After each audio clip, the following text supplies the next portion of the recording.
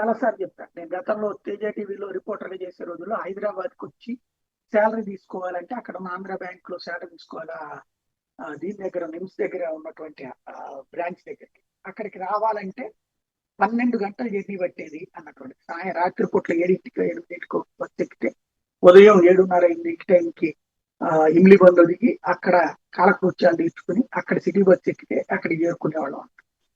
అంత ఉండేది. అప్పుడు హైవే అంటే బాగా స్ట్రగుల్ ఉండేది. ఇప్పుడు 3:30-4:30 గంటలు కారులో వచ్చేస్తే కనుక, బస్సులో వచ్చినా 4:30-5 గంటలు వచ్చేస్తున్నాం. ఇంకా తగ్గేటటువంటి అవకాశం ఉందంటున్నారు కోమటిరెడ్డి వెంకటరెడ్డి మంత్రి.